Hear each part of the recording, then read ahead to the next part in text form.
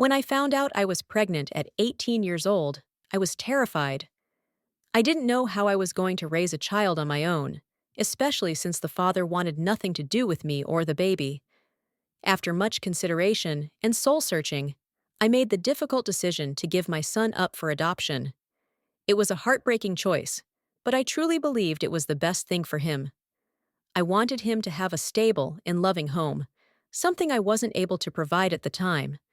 So, I went through the adoption process and eventually found a wonderful couple who seemed like they would be amazing parents for my son. For the past 12 years, I have thought about my son every single day.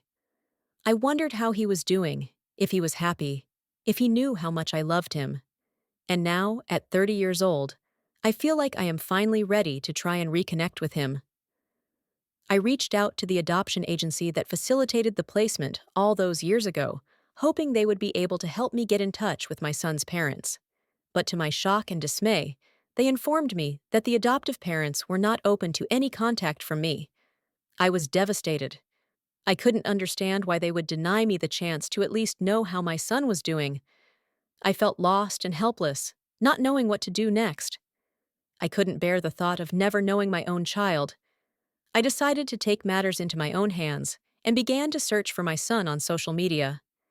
It took me weeks of searching, but I finally found his adoptive parents' profiles. I mustered up the courage to send them a message, explaining who I was and why I wanted to reconnect with my son. Days went by without a response, and I began to lose hope. But then, one evening, I received a message from his mother. She was cold and distant, telling me that they had made the decision to cut off all contact with me for the sake of their son.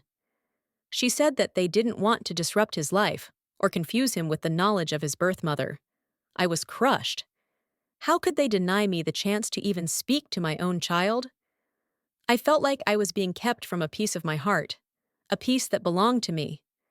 I couldn't accept their decision, and I knew I had to find a way to see my son, even if it meant going against their wishes. I hired a private investigator to help me track down my son's whereabouts. It took weeks of surveillance and digging, but we finally located him. I was overjoyed at the thought of finally being able to see him again, to hold him in my arms, and tell him how much I loved him. But as I made my way to the address the investigator had given me, a feeling of dread washed over me. What if his parents were home? What if they called the police on me for trespassing? I pushed away my fear and knocked on the door. To my surprise, it was my son who answered. He looked so much like me, with my eyes and my smile. I could see the confusion in his eyes as he tried to place where he knew me from. I quickly explained who I was, and he listened intently, his expression softening with each word. After I finished telling him my story, he hugged me tightly, tears streaming down his face. He told me that he had always felt like a piece of him was missing, and now he knew why. He asked me to come inside and meet his parents, who were shocked to see me standing there.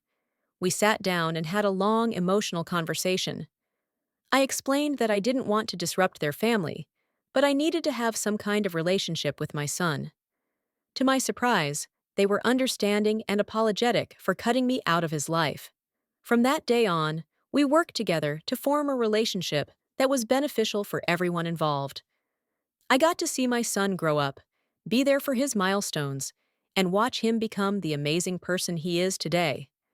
And although the road was difficult and filled with obstacles, I was grateful for the chance to finally have my son back in my life.